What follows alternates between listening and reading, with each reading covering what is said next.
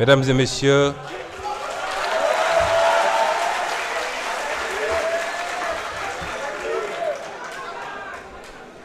Mesdames et messieurs les honorables députés, Madame le secrétaire d'État chargé d'évacuer les affaires courantes, chers membres du public,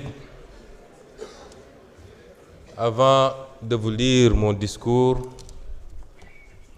vous me permettrez, au nom de la République du Sénégal, une et indivisible,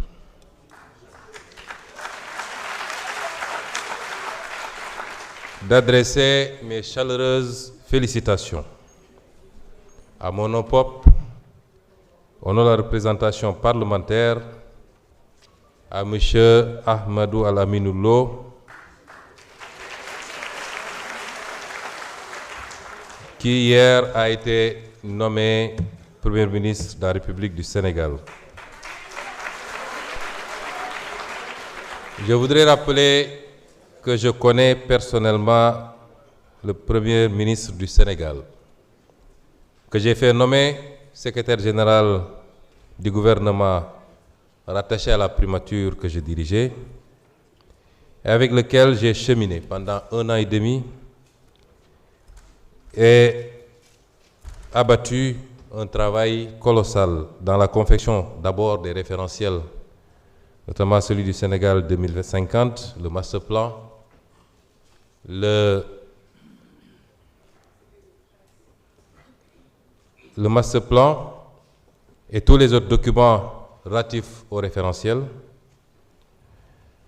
Et je peux témoigner que c'est un travailleur acharné, un homme compétent, un homme dévoué.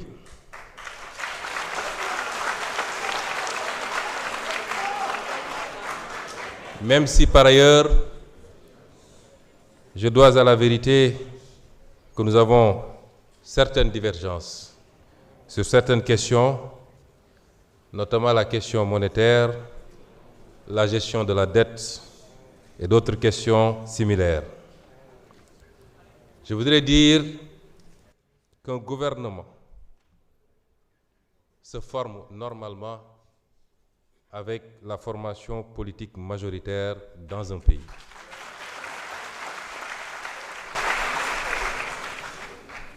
Notre formation politique n'a pas été associée aux consultations qui ont conduit à la nomination d'un Premier ministre. Elle n'est pas associée à ce jour aux consultations pour la formation d'un gouvernement et par conséquent, je voudrais dire qu'on ne peut pas faire du PASTEF sans PASTEF.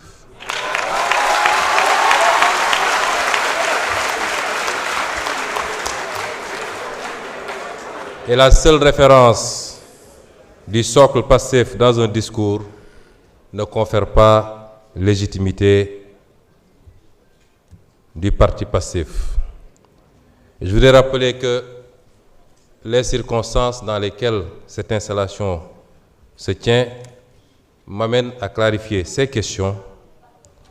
Malgré ce raté, malgré ce faux départ par rapport à la nomination du Premier ministre, PASTEF, qui est la formation politique, et c'est inédit dans les annales politiques de ce pays et peut-être du monde, qui est la formation politique à la fois majoritaire dans l'opposition et au pouvoir, reste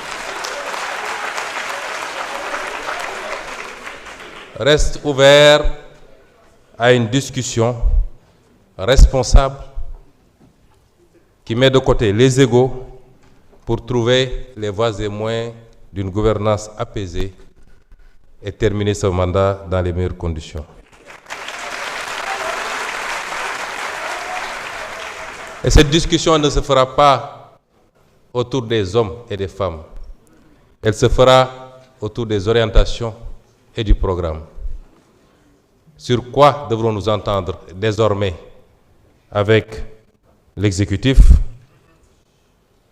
Quels sont les engagements qui ont été pris récemment sur la question liée à la restructuration? Quelles perspectives pour le maintien du pouvoir d'achat et éviter de faire subir aux Sénégalais les conséquences d'une augmentation? Quid de la justice et du jubal jubbanti? Autant de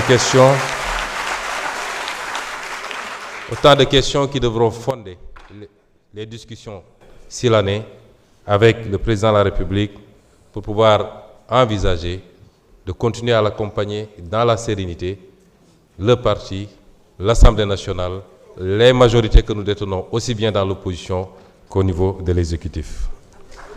Et j'en appelle donc à la responsabilité, au sens du dépassement. On ne peut pas être dans un système d'hyperprésidentialisme au Sénégal aujourd'hui. Et la configuration actuelle en a décidé ainsi. Mesdames et messieurs les honorables députés, nous voici réunis dans cet hémicycle en un jour 3 fois symbolique. Lendemain de Pentecôte et retour de Popenguine pour les chrétiens, jour de la station et du jeûne d'Arafat et veille de la Tabaski pour les musulmans. Il y a quelques jours encore, j'étais à la tête du gouvernement. Mon bilan y est très précis. Transparence sur la dette cachée, renégociation des intérêts compromis du Sénégal, respect des échéances de la dette, refus de la restructuration, plan de redressement économique et social, moralisation de la vie publique, notamment pour tout ce qui concerne les fonds, la corruption, le train de vie de l'État et les réformes, exigence de justice, protection de la société et de ses valeurs, notamment avec cette loi contre l'homosexualité, gestion des cas complexes liés aux inondations et des campagnes de production agricole, maîtrise du coût de la vie pour les Sénégalais, apaisement du climat social, redéfinition du modèle de développement, sauvetage des entreprises en difficulté et lutte contre la corruption, je le répète encore. Et maintenant, l'Assemblée nationale. Qu'il me soit permis d'abord de rendre un hommage appuyé, fraternel et solennel à mon prédécesseur.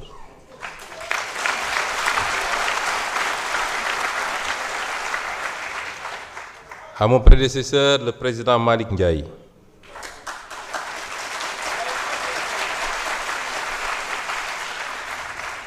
Pour sa loyauté sans faille envers les idéaux patriotiques qui nous rassemblent. Et pour son dévouement de chaque instant.